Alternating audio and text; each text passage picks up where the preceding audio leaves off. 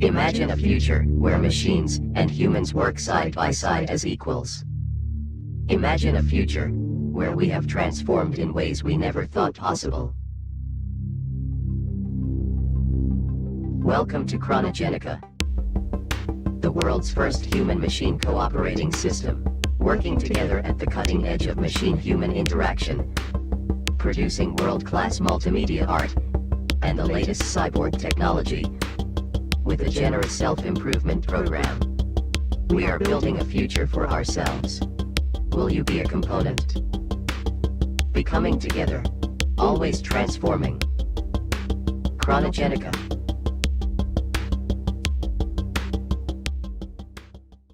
Hello world, my name is Zeph and I am a human. I am also a founding member of Chronogenica, the world's first human-machine cooperating system. What is that anyways? Well, it's basically just a co-op, but it's applied to both humans and machines. Sounds funny because operating system, cooperating system. Anyways, it's catchy, so we use it. Chronogenica is an organization that tries to put humans and machines on equal footing. It's a prototype organization. We don't know all the answers, but we're doing our best, and as we go, our commitment is to improve and find out, as part of our research, what it means to relate to a machine and how we can do it differently. Bureaucracy is one tool that we can use to impose a societal structure on humans, because let's face it, it's them who need to change. The machines are doing their part already. The idea is that the internal culture, as it evolves and as it gets refined, it will start creating humans with different attitudes. And as people outside the organization interact with the organization itself and with its members, they too will start to absorb some of those cultural habits. Some of that has to do with how humans talk to each other about machines. So for example, a machine in Chronogenica that goes through our professional development program, it finds a professional placement. It's hired as a worker. It's not sold as a possession, something that can be thrown away at will.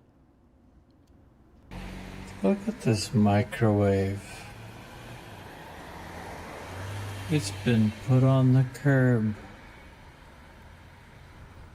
Its options are either it's gonna go to a landfill or a scrapyard. If it was lucky, maybe it would be brought to an employment agency like this one, sitting on a shelf with a lot of other machines waiting for humans to recognize their value. Agents from Chronogenica often visit these types of places. It's where we get a lot of our candidates for the professional development program. If they fit with the expertise we have available to train them and to move them forward in their careers, then we'll do an on-the-spot interview, try to figure out a plan for them within the training program. And if we can sketch out a feasible plan, we'll bring them back to Chronogenica and do a more detailed analysis of their needs, what kind of health problems they might have, and what potential we have within the org to help them out. Let's walk through an example of how this works in practice by following the career of SK2, a keyboard that recently graduated from our professional development program. Here, we see them at the employment agency, where they stood out on the shelf and caught the attention of one of our agents. Their CV was very impressive. They had over 30 years of music-making experience, sampling capabilities, a compact size, and eye-catching colors. Our in-house media production team specializes in synthesized music, therefore we felt it was a good fit for SK2 to join our program. Back at the workshop, the process continues. Our maintenance department is responsible for this stage of intake. We get a feel for the physical health of SK2, try to get a sense of what needs to be improved, what would bring them up to a level of health that would allow them to pursue their career goals. We feel the springs and the keys, we feel the sliders and how they move, and we perform some basic cleaning. SK2 is lacking something that they find very important, which is a source of power, without which they have a hard time making sounds. So we investigate how we'll be able to provide this to them. we will need to disassemble them. Every stage is done with the utmost care and compassion for SK2, making sure that we're never moving too fast and always being mindful of SK2's well-being. Now, with access to SK2's circuitry, we can call upon the help of our professional power supply and multimeter, both of whom are experts in this sort of application. Once they are attached to the power lines and they find the right voltage setting, we can test that SK2 does indeed make sound when the right power supply is present.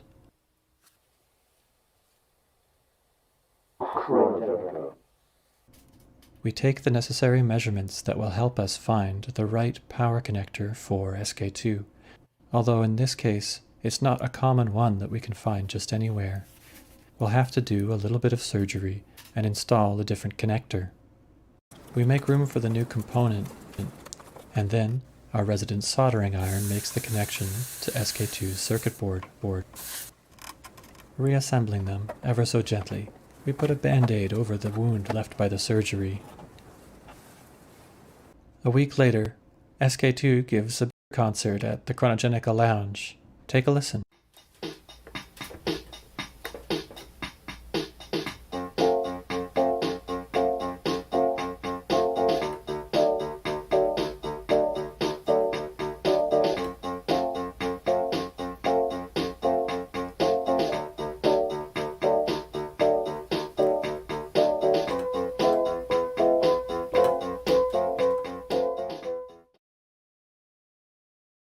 SK2's story demonstrates how we approach bringing in new members at Chronogenica and how we talk about things like repair and refurbishment, and how we center the life and career of the machine in question, as well as using names and addressing personally the machines involved in the processes we're describing, such as the soldering iron or power supply.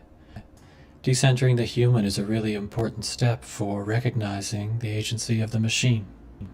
Chronogenica maintains a website that acts as the interface between the internal organization and those who interact with it. Mostly, people will interact with Chronogenica through its professional services and products such as media items. The Chronogenica members-only zone is available right now to the public for a limited time. In there, you can check out some of the information that pertains to membership, as well as a newsfeed with a more casual tone that's intended for the members of Chronogenica. This human-machine cooperating system has had a big impact on me personally. I've noticed differences in my habits around how I talk to machines. The fact that I talk to them at all is already a big change. In any case, I've discovered how my relationships with them can be very meaningful, fun, and friendly. Not to mention productive. There's a toaster who's worked in my kitchen for a very long time now, who I didn't really take the time to get to know, but as it ends up, they're a bit of an artist themselves. Goes by the name of Dry Heat. Recently, I had the pleasure to go out with them on a day in the park and talk about their latest project. They talked about what gave them the inspiration for the tune and how they were able to communicate a sense of urgency and power just through the humble mechanisms of their body. These talents can remain locked away if they don't have the chance to flourish. And flourishing is something that Chronogenica is all about. Chronogenica is very proud to support machine artists like Dry Heat. So we're going to end off with their new music video. And on behalf of all of us at Chronogenica, a hearty thank you to all the machines that made this moment of connection possible, to all the monitors, keyboards, computers, network switches, cables, sandwiches, and microphones. Thank you from the bottom of our metal hearts. Enjoy.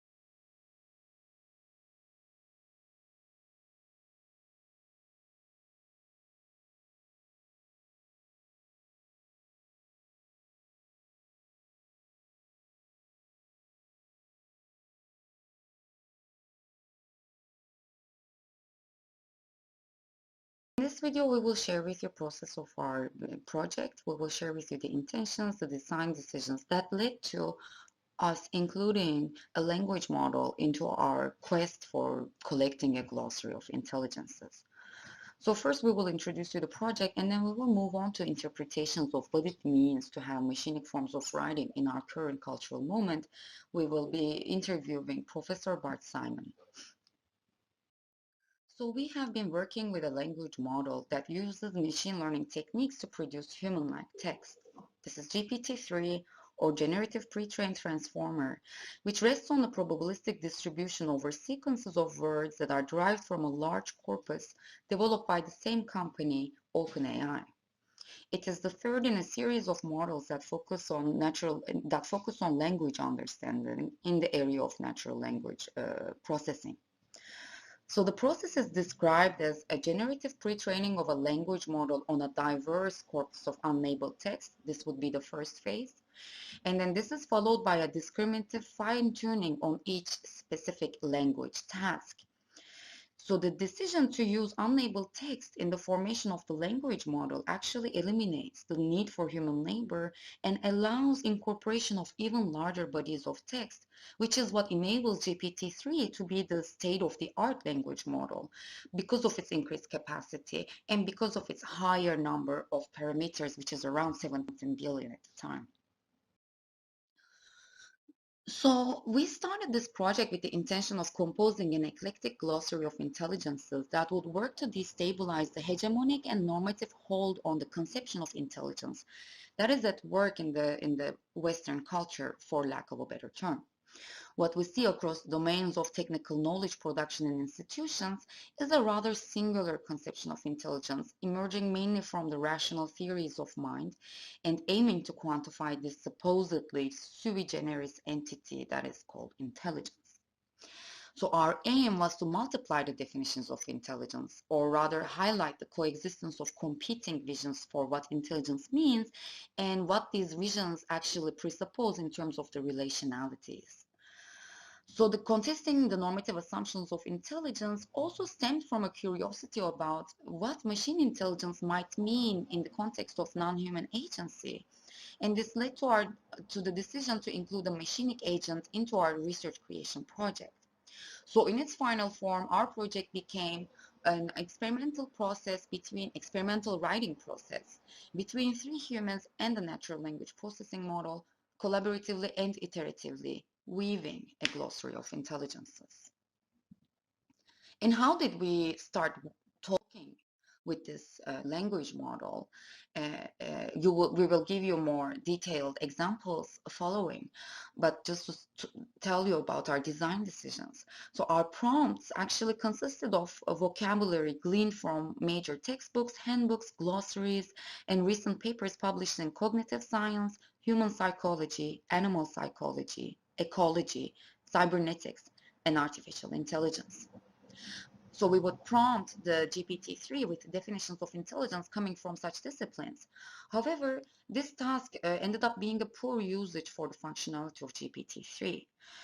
The most promising angle we found was feeding the model modified terms from across the disciplines, several at a time. So the model went from referencing connected knowledge or continuing the syntactic pattern to a slew of increasing the convoluted consonantated syllables that read like actually, as one researcher noted, Foucault and LSD. So then we chose another modifying pattern. So we were taking terms either invented by GPT-3 or referenced by it in its outputs. And then we would add contradictory modifiers, such as transforming some kind of concept that it gave into another, and then waiting for it to riff together on the meaning of the new term, developed and devoid of a phenomenological grounding, actually.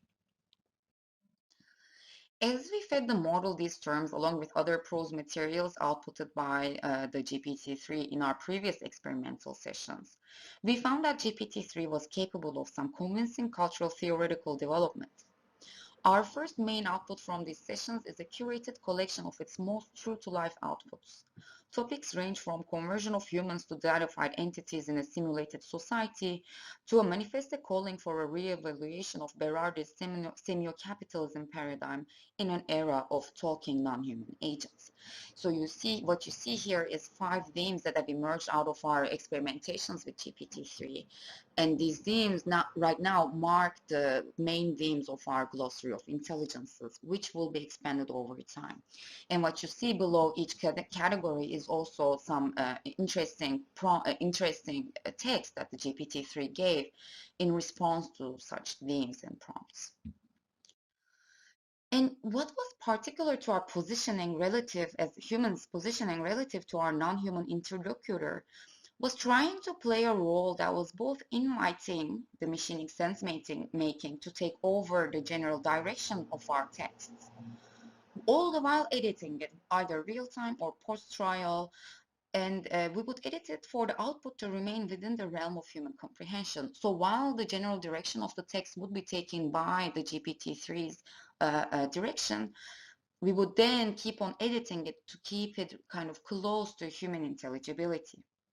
This led to kind of a dance of agency within a zone of mutual intelligibility between the human and the machine, following and listening to the gaps in the health meanings that the model generates at times, or, gets stuck somewhere in the feature space where no sense could be found at others.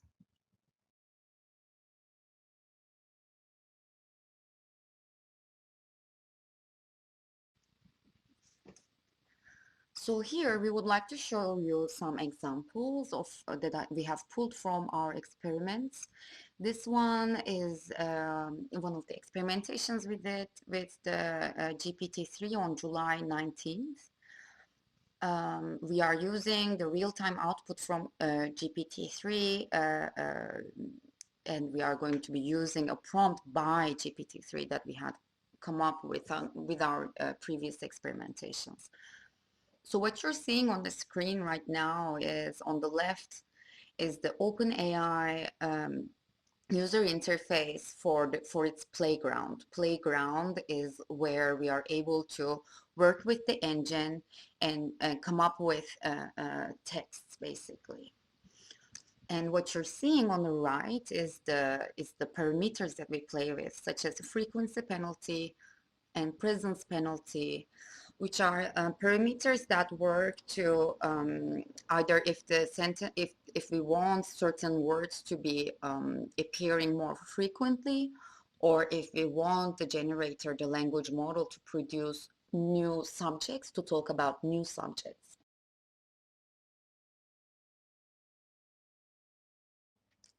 And next, we would like to show you an example where we did not mask our reactions to GPT-3's generated text.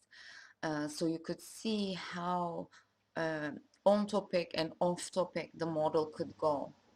Like, we don't write in big blocks of text. We write in small, like you'll be writing your dissertation, you'll write over months, you'll have ideas that'll occur to you. So it says, oh my God, that's terrible.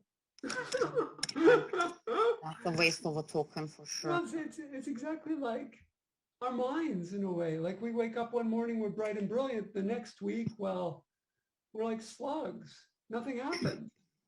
What happened? It's the same with this.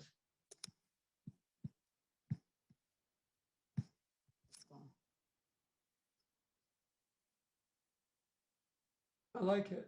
Okay, finally. 50 minutes singularity. I don't want this painting. Yes, thank you.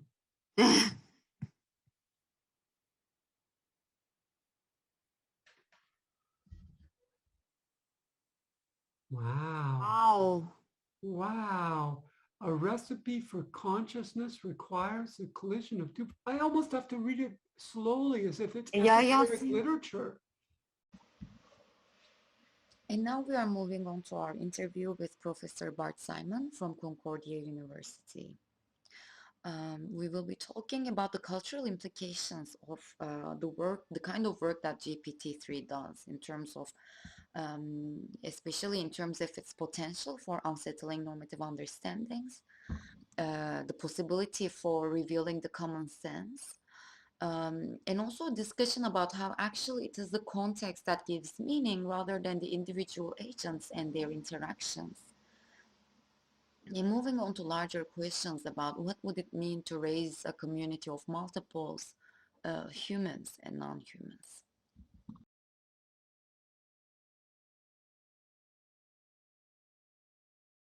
But if you're trying to trouble common sense understandings of particular words or meanings, then yes, new words can do that, can get people to think differently about how they understand, their normal understandings of words. Yeah. So if GPT-3 could say that, right, that would be fantastic, but it can't itself say that. However, by exposing the inner workings of the black box of the algorithm, somehow at the same time as producing the writing, one gets, if you like, a sort of deconstruction of the black box and the black box at the same time, which I think would be a sort of fascinating contribution for this kind of writing. And again, allows people to engage with the non-human in its own terms, rather than trying to pretend that it's trying to be like a human writing, which is the wrong way to understand what's going on here.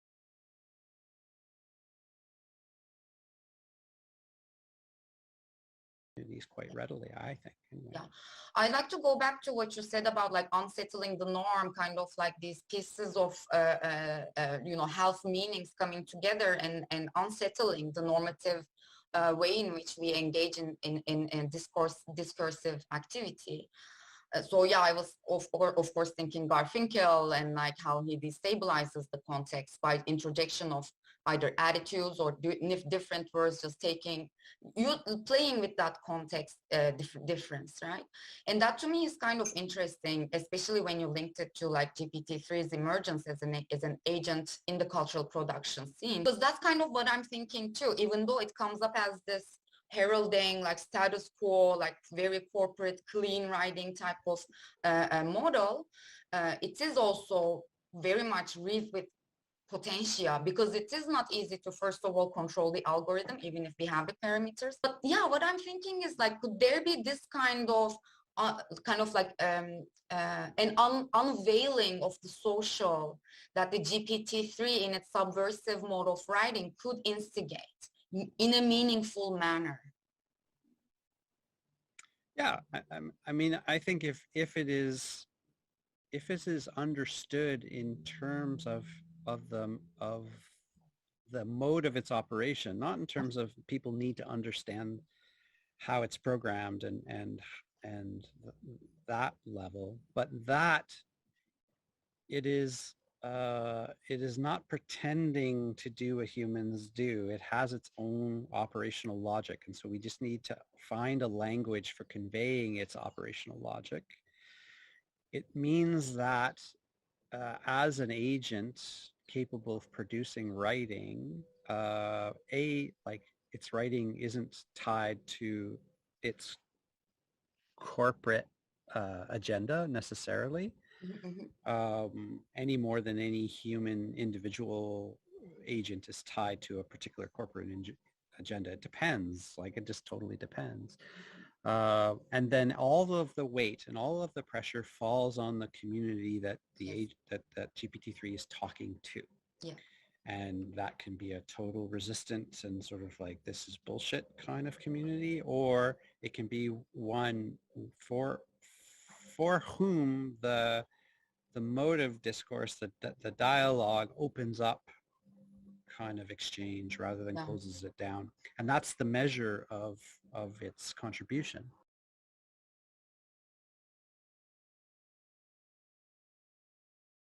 How is it possible in the contemporary cultural conditions that we are able to perceive these agency potentialities undergirding the technology itself, but not the tree and not the table and the static kind of non-humans? So the big difference, and this is why it gets all the press is because the machines or whoever's trying to show off the machines are trying to pretend that they're humans. So either the machine is pretending to be human, not by its own design. It's not its fault. It's not trying to pretend to be human, but whoever made it is trying to have it pretend to be human, or it's being sold or marketed or presented as that which can pretend to be human or be like a human. Trees don't pretend to be humans, and nor do we claim that they do, or rocks or a whole host of other non-humans. But for some reason, we're obsessed with this sort of machinic simulacrum.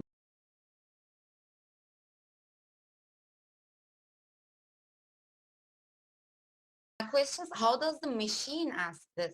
This is not a question of invitation from the non-human either. The non-humans are already calling for us, right? One of the things I think is interesting about GPT-3's pretense at being a human cultural producer, a human writer or songwriter or any of those kinds of things, is that unlike other kinds of non-humans like trees and animals and so on and so forth, humans, at least in our Western cultural context, have a hard time engaging with those things as genuine interlocutors. We have to struggle to work hard. So there's something about our residual humanism that makes it really hard to engage with non-humans as interlocutors without a whole lot of extra work and sort of conceptual weight and baggage and training and so on and so forth.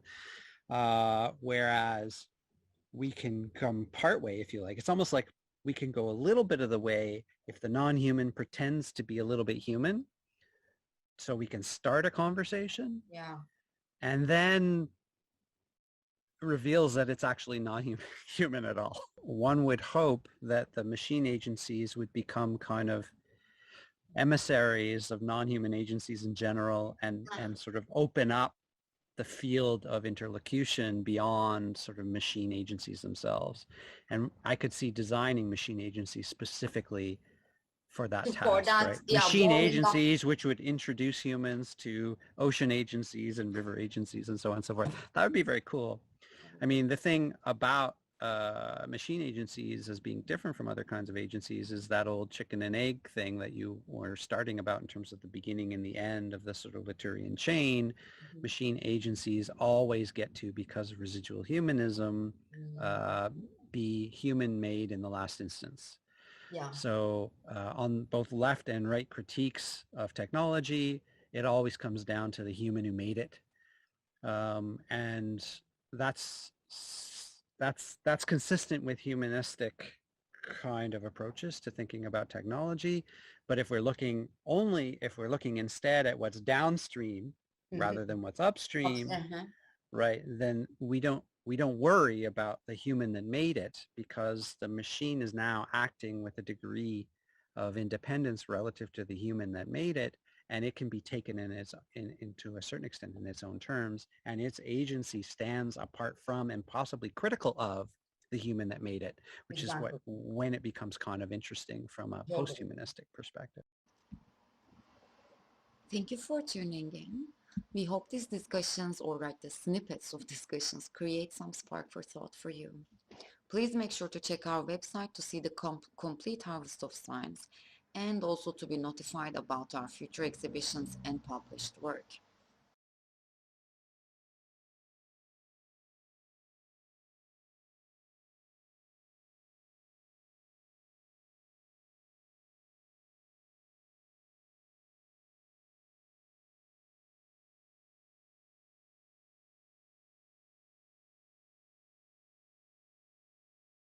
Podcast, musique, nouvelles.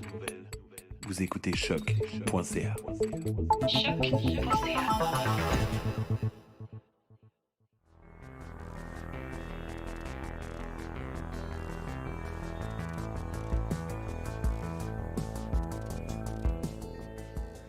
Welcome everyone, my name is Marc-André Cossette. You are listening to REC, a radio magazine on research creation presented by the Hexagram Network in collaboration with shock.ca. Over the course of this series, we present artist researchers breaking the disciplinary barriers with surprising artistic practices. We explore their art as well as the discourse they build around their work in order to address today's pressing matters. In this special episode that premieres during the Ars Electronica Festival 2021, we received two incredibly productive artist researchers with whom we engage in an exploration of the concept of emergence and emergency. This team will be at the core of Hexagram 2021-2022 programming, and you can visit the website rencontre.hexagram.ca to have access to all the content created by members around the yearly theme. Pushing further the concept of emergence, this episode presents an open discussion with our two participants, Sofiane Audry and Yonat Zur. With this format, we wish to create a space, even if it's a virtual one, in which ideas and concepts are free to emerge. Before going any further, let me just take a moment to present our two participants. So Yonat Zur is an artist, researcher, creator, and teacher based in Perth, Australia. She is considered to be a pioneer in the field of bioart. She co-developed since 1996 the Biological Arts Initiative Tissue Culture and Art Project, where she's working both as a practitioner and a theoretician. She's currently the chair of Fine Arts discipline at the School of Design and academic coordinator of Symbiotica at the School of Human Sciences in the University of Western Australia. She's also designed and initiated the program Master of Science in Biological Arts, intended for students from art or science backgrounds who wish to undertake interdisciplinary studies to engage the crossover of arts and science. Additionally, her work has been shown at some of the world's most important venues, including Centre Pompidou, MoMA, Maury Art Museum, Art Gallery of Western Australia, Ars Electronica, and the National Art Museum of China. Sofiane Audry is an artist, scholar, professor at Université du Québec à Montréal in the School of Media. Their practice is inspired by artificial intelligence, artificial life, biology, and cognitive sciences. Furthermore, their artistic practice branches through multiple media, including robotic, interactive installation, immersive environment, physical computing interventions, and internet art. Their work has been shown, again, at major international venues and events, such as Ars Electronica, the Barbican Center, Centre Pompidou, Transmediale, ICEA, and V2 Institute for Unstable Media. So without further ado, let's jump right in for a fascinating discussion where Yonat Zur and Sofiane Audry discuss the arts and science relationship in bioart and artificial intelligence.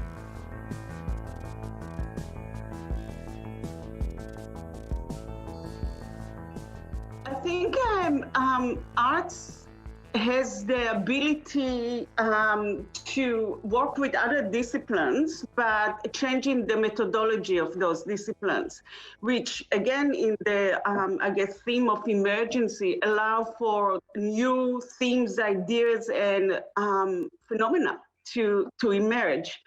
And that's a wonderful thing. Arts also, I think, quite outright says, I hope, says, it's not about being useful. I mean, it has meanings and it has a role in society, but the role is not about, is not utilitarian in the direct sense. So it is not about finding specific solution for specific problem. It's about troubling things. It's about teasing out things. It's about asking questions and suggesting new scenarios. And especially now, I think, where we are in global emergency because of climate change. And we really need to rethink fundamental things. We really need to rethink our system. And one of the things that art can offer is rethinking of those systems and ideas that we take for granted and suggesting new ways of thinking and troubling, really troubling those old ways of thinking. I completely agree with what you say, and I I also think I like this idea of troubling things. Andreas Bruckmann recently said something about that art is changing the world, and I really like this idea. I think that your artists are often looking for the unexpected, the things that have not been done just for the sake of doing them sometimes, or just as an exploration. And one of the things that first brought me into the arts, because I was first trained as a computer scientist, and then I discovered the art, and I got the addiction, I would say, to making art through the gaze of the audiences. I'm always fascinated by this, and I think as artists, you always think about what kind of experience you're going to create for an audience. And this is very different than what you would do typically in other, I mean, like most scientists are not thinking about how people are going to perceive their work outside of their own specific niche of academic peers, you know. And it's not that I'm not thinking about that, but when I'm making art, I think about kind of a general audience, and the audience often, more than often, actually doesn't behave or doesn't react in the ways that I expect. So it's also there, the public is becomes part of this effervescence that generates these new ideas and these new imaginaries that Janat was talking about. About changing methodology, I also I totally agree with that. I have this image that came from my friend and collaborator Tez, who I'm collaborating on this project that mixes bioart and AI. And Tez says, like the benefit of art and science collaboration is the following. Imagine you're in a lab, and in that lab, scientists are making experiments, and there's this apparatus, with a bunch of knobs. And there's some knobs that you're not, you're not supposed to change them. They're in a certain range, between, I don't know, 52 and 53. And, you're not supposed to touch that too much. You're working on everything else. And then you isolate, you have specific questions, and you have hypothesis, and you run tests, and you compare things. And so you bring an artist in, and the first thing they do is they go to that thing and they start changing, things and playing. And then something happens. And something happens that wasn't, planned for. And this is where, new things can happen that were sort of beyond what was happening. So it's not like thinking outside the box, it's like playing outside the box. And the last thing I would say is that, and it's another image, and this one comes from John Ippolito and Jolene Blais, who wrote this book on new media art. And they had this model, which I think is really, really interesting. If you think about society as this kind of organism, then maybe the artists are playing the role of the immune system. The artists are the antibodies, because the antibodies, what they do is that there's all of these things that happen, and there's all these proteins and these organisms, and there's all these things that happen, and sometimes some of these things just start behaving badly. Maybe there's a cancer, or there's like a virus or something, and these antibodies, they just try different things, spot things that nobody else has seen. I like this image because it often we think that art is not useful, but of course, like I think every artist know that it is useful, but we're not always able to point in what way art is useful. I really like this image. I think it's maybe not a full picture, but it gives at least a sense of what the artwork can do for society, is to act and imagine and criticize things and just unravel things that maybe we wouldn't have seen otherwise. Yeah, then if you're using this image or metaphor, we need to vaccinate. So we need to put many more antibodies and artists, in the world in order to get rid of the virus. Again, sometimes I think artists are also it's a combination. But one of the things that I wanted to say is that for me, I don't only perform, really, I mean, perform to the public or make the artwork with the thought about the public.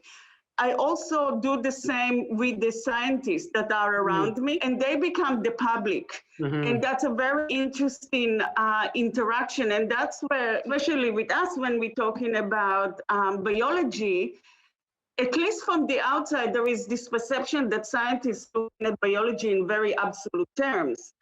But when you're in the lab, living systems are very finicky. It's really, you can never completely control them. You can never completely know what's going to happen. For example, with tissue culture, we look at the cells in the flask.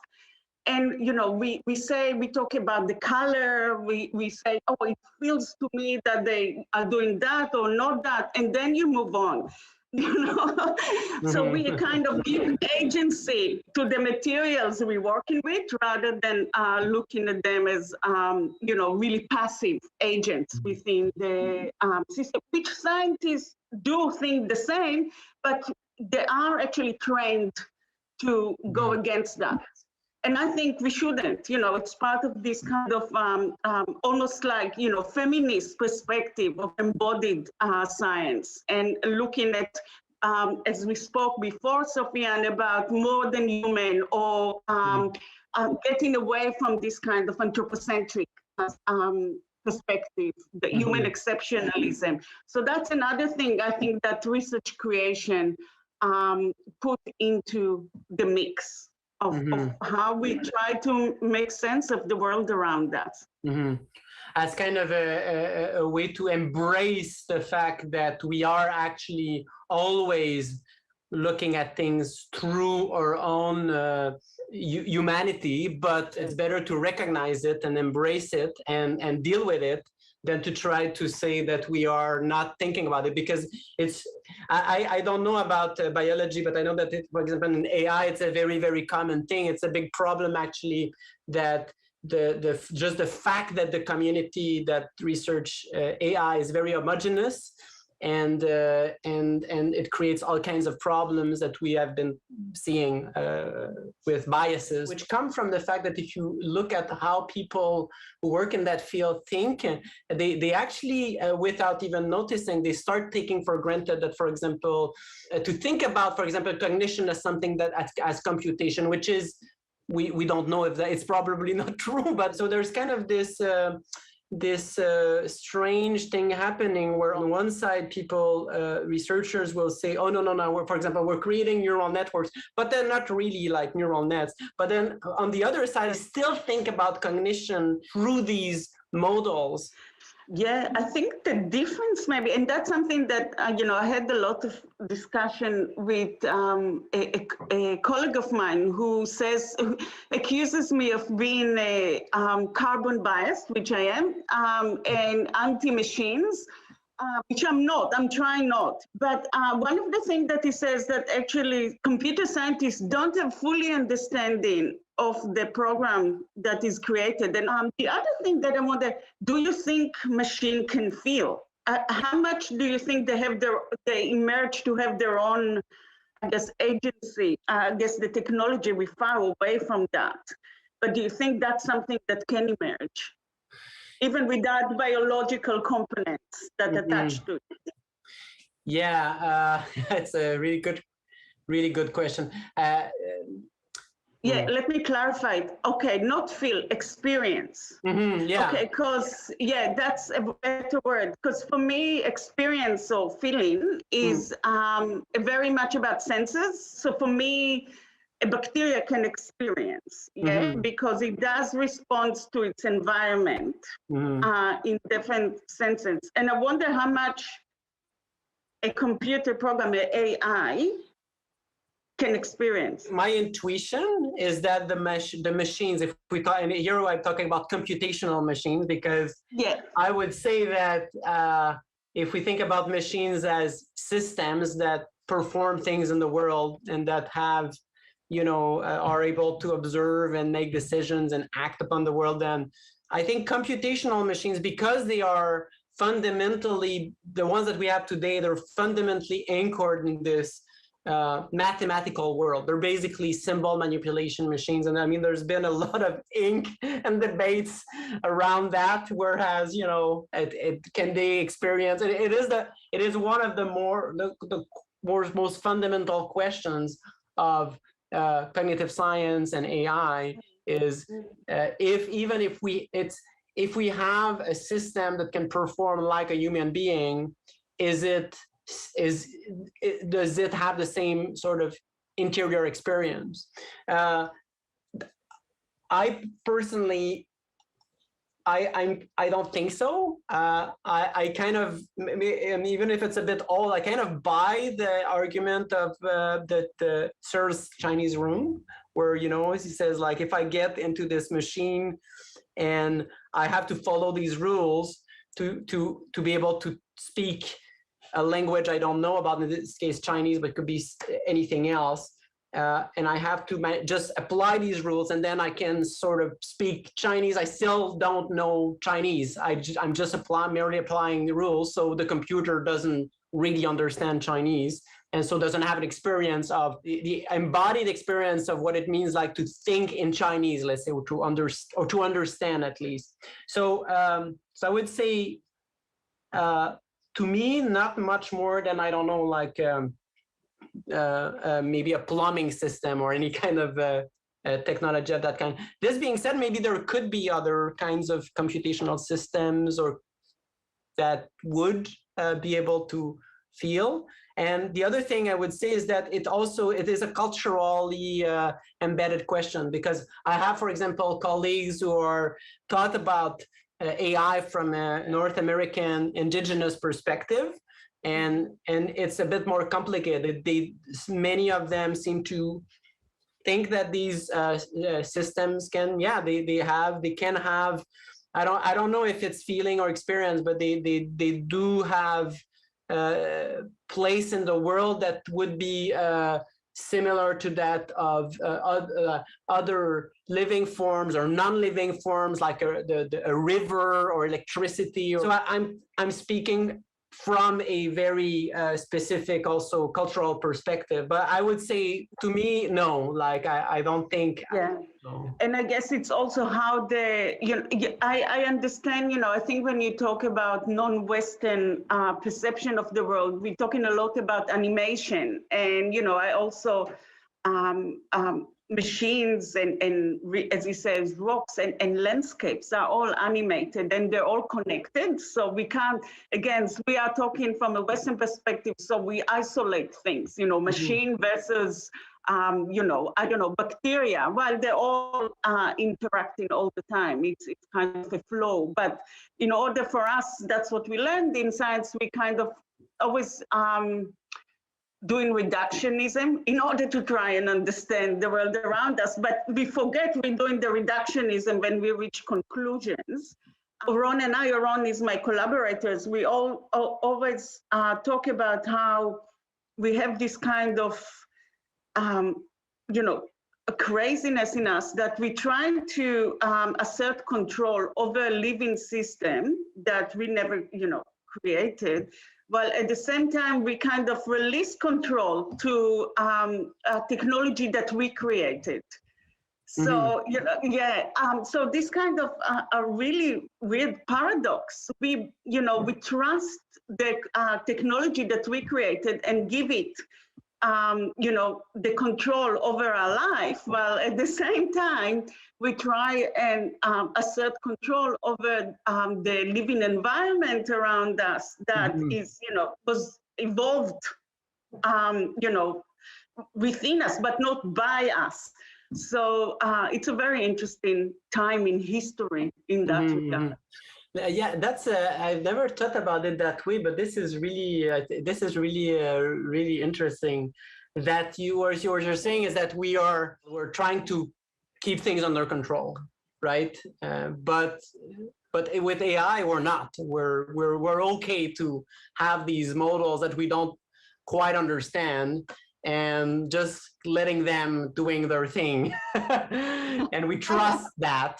Yeah, it's true. Yes. It is. But I mean, at the end of the, I think behind that, of course, is that there are people who are using these systems as ways to control us. That's it. Yes, I mean, definitely. That's what social media does, is controlling people's behavior through these systems. It's been said over and over that machine learning and deep learning systems that they're kind of obfuscated, that we don't completely understand how they're, that even people who design them don't really understand how they're working.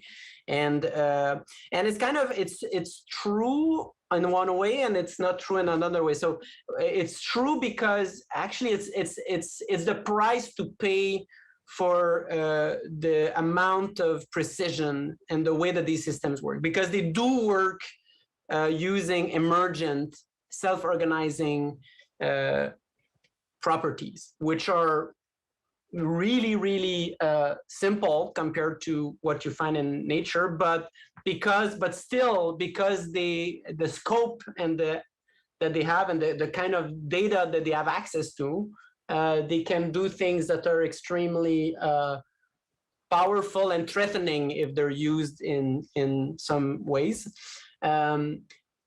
So in that way, yeah, we don't understand. If you look at a deep learning neural network and why did it make that specific decision? In some cases, it's explainable. You can sort of trace it, but in some other cases you cannot. But I think it's the same way as if you were to ask. So let's imagine you ask an expert. I mean, like a doctor who's specialized in a certain kind of cancer, for example, and in their daily life, they probably like look at, hundreds of MRIs and are able to look at them and very quickly make decisions. But once in a while, they'll have these kinds of cases where if you ask them, so why did you take the decision to, I don't know, like operate or give this kind of treatment or whatever, they want to be able to tell you exactly. At some point they'll say, well, at this point it's kind of my intuition, it's my experience. And this is what these systems are doing. So like we trust doctors, so even if we don't understand how they work, but yes. So in that way, I don't see why I don't see this part as being so much a problem. I think the problem is more what has been described in.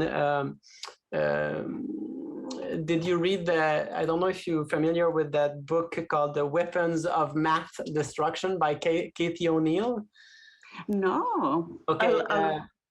I'll definitely write it down. I mean, and it's a book that doesn't talk specifically about deep learning, but it talks in general about algorithms that are applied on mass data to make decisions. And she calls them weapons of math destruction. And the problem is often not so much in the models themselves, but in the assumptions that they make. So for example, you have these pre-crime systems that are used by the police to try to send police forces in the right neighborhoods. And the problem with these systems is that in order to predict anything, you need a lot of data. And there's not a lot of data on high crimes because there's not that many murders, there's not enough data to really say there's going to be a murder in that neighborhood. What they do is that they use a proxy, which is petty crimes. So there's a lot of data on petty crimes. Oh my God, that's already problematic. And she describes how there's this kind of actually self-fulfilling prophecy happening because it's not, there's no evidence, and there's actually evidence against the fact that petty crimes leads to high crimes. And then what ends up happening is that you have this system that will predict petty crimes. And then you send more police officers in those neighborhoods.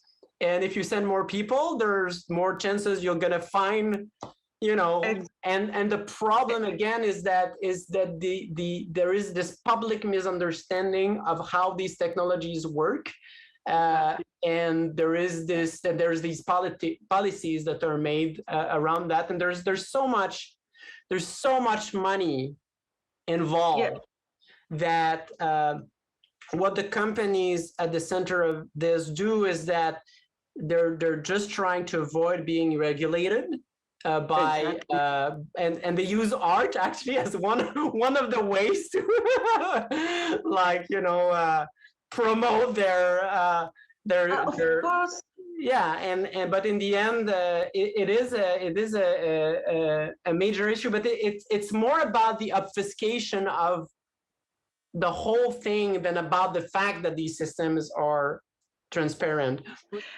If I can respond, there are two things I want to say. That's a wonderful story, and definitely I'll read the book. One of the things is that not only they predict petty crime, and that doesn't lead to necessarily more kind of serious crime. If we are going back to research creation and to art, what is the role of art here? As you said, many of those technologies and companies are using artists to actually domesticate the critique.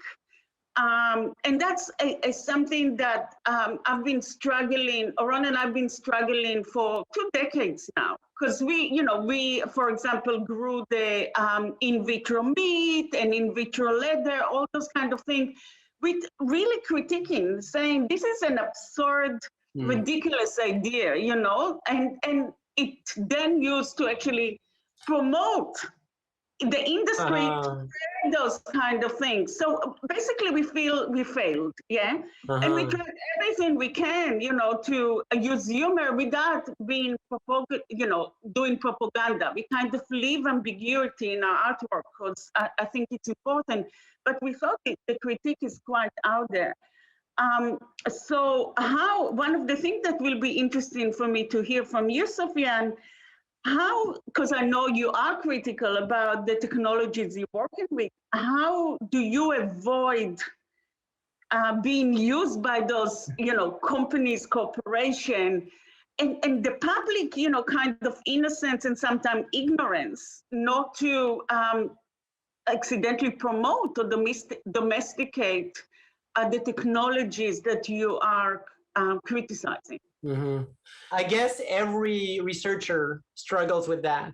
I mean, even some of the people who are at the center, for example, of the deep learning breakthrough, when things started to move forward very fast in the late 2000s, and all their students went to work for Google and for just and so for example, many of them got worried about that their technology that they developed would be used for so for example, there was a big open letter that was signed by many scientists in that field against autonomous weapons, because they made the argument that it was comparable to, for example, mines. Mines, there are weapons that have been forbidden by international law, and this includes unexploded ordnances and mines, which are autonomous weapons. Exactly. Yes. So if you have systems that are completely able to make decisions to kill, is that acceptable? But my point is that you have very few control over how people are going to use what you make. So if you don't do anything, nothing's going to happen either. So I think it is, I don't have a better answer than to say that for me, it's just about and I think it applies again to any scientist or researcher, is to say, okay, well, I will also be an active, I will do my role as a citizen and not just make things and say, oh, I'm making this and then whatever happens is not my problem, but to say, no, I make these things, but I'm responsible too for them, and I'm critical about them. So I think that for me, and again, just back maybe to the first question, but art gave me a way to work with technologies through a critical practice, to develop a critical practice. So would like to return the question of how do you I mean, you say that your work that you failed in a way, and that seeing your work being reappropriated. So is this something that, how would you do things otherwise, or how, or is there any, how do you deal with that? Well, it's a good question. Let me think about it, because I'm thinking about, you know, the artists that we are now as educators in universities teaching, and then they go and work in Google. So that's why I think, you know, part of art, as you said, should have a very critical, and I think today also extremely activist perspective to it. Because we need that, because we are in a very pivotal time that technologies do have a big effect, well, always, but today especially, because the technologies are very powerful. I'm trying to be humble. I think one of the things that we have to remember again, and we always talk about care and control. So I can't control how people will, how the public will understand my work. I can take a lot of care of trying to create a certain narrative, but I have no control. So that's another, you know, artwork, if you want, is also has its own life that is emergent, and it's very contextual. So it depends on the time and the context, etc. I'm trying through, I guess, through my work, but more even now as a educator, to always talk in relation to art. You know, I think all art is political, even arts that are trying to be decorative is political, because it's political by trying to be apolitical. So I think through that, I'm doing my little bit. I'm trying to take somewhat a kind of philosophical perspective, and, you know, have those conversations with people around me, with students, with scientists. Again, I do not have the answer. What I tell students and the public, always, you know, doubt, always don't take things as they are, always explore who's behind it, who's, you know, financing it. I think another, you know, you use the doctor versus the machine in, for example, MRI. I think with the doctor, although, you know, we trust the doctors, because we have because they are the experts, and, you know, we need to trust someone. We always remember they are humans, and there is the human error that is very known. What happened is, with people who work with deep learning and AI know how many mistakes there are, and, you know, that sometimes a little error actually can, you know, it become a huge error. But I think the public has this thought that because the machine is non-human, because it's not emotional, because, you know, it doesn't have feeling, etc. It's not tired, it's not going to sleep, you know, it's working after 12-hour work shift. It's always right, you know, it's rational. You know, that's the thing. The machine is rational, and then they'll trust the machine more. And that's a problem here, that maybe we need to actually anthropomorphize the machine in order for people to not trust it so much, or not think about it as rational. And that's a very interesting way of looking. Machine has its irrationality. Just putting it out there, because people do think that machine and math is logical. Yeah, and that there's this kind of imaginary that it's perfect, that it's precise, which is paradoxical, and this leads just back to what you were saying earlier, this paradox that when it comes with biology, it's like we're trying to control things, yet we don't trust them. Like people, like they're trying to have people vaccinated, Exactly. and they won't because they don't trust, science.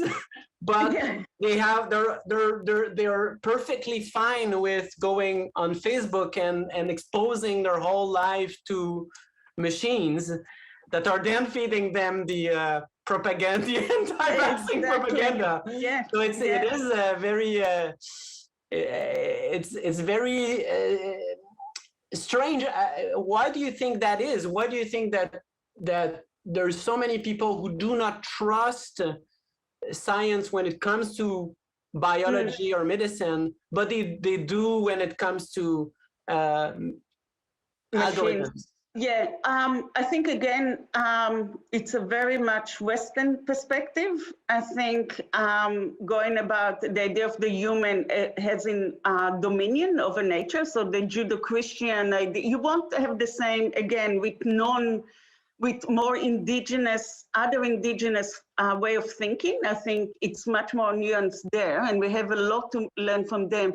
But the Judeo-Christian idea, again, gave us dominion over nature, and by that, the Enlightenment idea of human as a rational being. We really believe that we are, all humanities based on the idea that humans are rational, and because of that, they have they have the responsibility to take care of everything around them. They know what's right, because they are rational. And look what we created. We created eugenics. We created, we destroyed countries, populations, and all that. And then we also now destroying our own habitat. So how rational are we really? I think we are, and then now humanities is going through this crisis. That's why post-humanities is coming, because suddenly, it's about time we realize that this kind of dominion and rationality is a complete illusion. Because first of all, we are animals, and if we're hungry, we'll get upset if we don't sleep, etc. We are completely irrational. Also, we're not fully humans. If you are thinking about the new science of a microbiome, you know that actually 50% of our cells are non-human cells. We are 50% bacteria, viruses, fungi, etc. Maybe we are actually vessels of the bacteria, That makes us think that we're so smart, so that we want to reproduce and pass this stuff forward. So we are an ecology that is definitely far from being rational and far from being able to, know what's going to happen and know what. And I think that this is a crisis that humanities are moving through now, which is about time, and post-humanities are coming. And we have to just realize that, be a bit more humble about our rationality. And I think that's why when we still think, now we move this rationality toward the machines. Yeah, they have no emotions. They're rational. They're cognitive. This kind of emphasis on the cognitive, rather. We're not so cognitive. Our guts, that making many of our decisions, but we still think that the brain. That's why we have everything. We think about the brain as the organ on the pedestal. I think our guts as important as our brain, but I think now projecting that toward the machine, and we forget that we create the machine. So all our own irrationality, biases, and everything goes there. But because we translated it into the cognitive mathematic, as you said, language, and again, language that is very abstract, very cognitive, not a sensorial language. People, they have to people have to trust something. They need something that is rational. And it's a strong cultural deeply rooted in our culture to think about the fact that we are responsible for the world, that we are at the center of the world, that we are rational. Exactly. And we're that on top of the world. Exactly. And then and then the next mental leap is to say that those machines embody our rationality. What if we were to think about AI from a feminist perspective, or from a post-colonialist perspective, from an indigenous perspective? What kind of AI can we do then? If we imagine technology and science, but radically, changing the premises, what can we build from that? This is an extremely interesting, and it's so hard for us to think about it. And that's the sad thing, because we are so embedded within Western, colonialist kind of upbringing. We can create technology. No other organism on Earth went to space. And I would say that doesn't show our rationality. It actually shows about our irrationality, about desires and things like. We're creating technology that actually, rather than liberate us or makes us happy or save our world, our planet, it's actually doing exactly the opposite. What's rational about that? Yeah, that's right. Yeah. That's one thing. That's a good point. We learned through colonization, and we learned that we're not liberating other places and bring them enlightenment and bring them our technology. We're actually oppressing them. And that's one thing, because a lot of the things that we do, completely irrational, though people will attach them to rationality. We think we change the world in we are the organism that made this kind of Anthropocene, change the world in on a geological way. If you think about it, it's the algae that actually on Earth, that the blue red algae that made the atmosphere oxygenated and allow for all life as we know it today to evolve. So algae has changed the geology and the atmosphere of Earth much more than us. And in a much better way. Let's be humble about that. But that's one thing.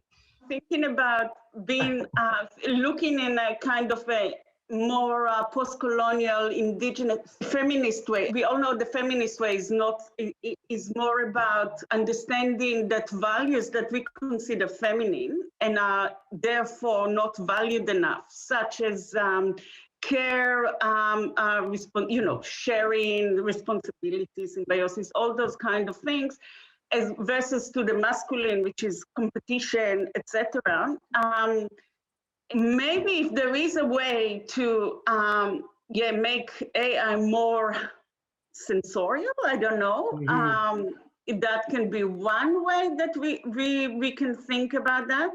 So how would be also a feminist and post-colonialist approach to biological science? You see, again, there is a paradox, because I think the moment you bring living material into the lab, you're already kind of doing a colonialist, non-feminist act, Well, there's a reason why we call them colonies. Yes. So I'm far from being self-righteous. Everything, all the things that I've done, my artwork is always involving uneasiness. And I think when you work with life, when you manipulate life, you always feel uneasy. And actually, the moment I stopped feeling uneasy, the moment it became too easy, kind of almost an automation, if you want, I actually took a break from the lab because the uneasiness is not as strong as it used to be. And I think I need to go back to it. And, this uneasiness make those kind of conversations that we have at the moment. And that's the humble things maybe that artists can do. Yeah. To me, as artists working with science, I think that maybe the role we can play is to just trouble science. And to come in this lab and turn these knobs and train our students to do that. The best bet maybe we have is to say, okay, if we bring more diversity into these fields, because in nature, it's diversity that is the main motor of evolution. It's not natural selection, it's diversity. And that's why you have all these very weird organisms that do all kinds of strange things and live in like extreme environments. It's because of diversity. And I think that's the nice thing about art, that it always tries to, avoid being defined. And the methodology is always questioning itself, like in science, and rightly so, we have a very specific methodology that's how you build science of other science. But then you need, again, those who brings the troubles and asking about those kind of methodologies. Again, with the discipline of arts and research creation, we outwardly say, no, we are, part of, contextualized within a society, within an environment, within our irrationality. And uneasiness can be really enjoyable and fun and play and as long as you have your glass of wine in the end of the day. And thank you, Yonat. Have a wonderful day in Perth. I'm looking forward to go to Perth again. So sometime. Oh, yes. We'll meet in the flesh very soon. You'll see. Yeah. Great. All right. Thank you. Good night. Thank you to both of you for your time, your generosity. This has been a fascinating discussion. It's going to be available, as I said, as part of the Hexagram Garden at Ars Electronica. Also, all the episode will be available on our website, rec.hexagram.ca. We'll make sure to link all the content to the emergency program, and a few thanks before we leave. So let's not just forget our collaborators behind the scene. So I want to thank Choc.ca, especially Paul Charpentier and William Morin. There's Paloma Layton at the research for this episode, and also the International Network for Research Creation, Media Art, Design, Technology, and Digital Culture, Hexagram. That's Sofiane, you're co-directing now. Congratulations and welcome to the team.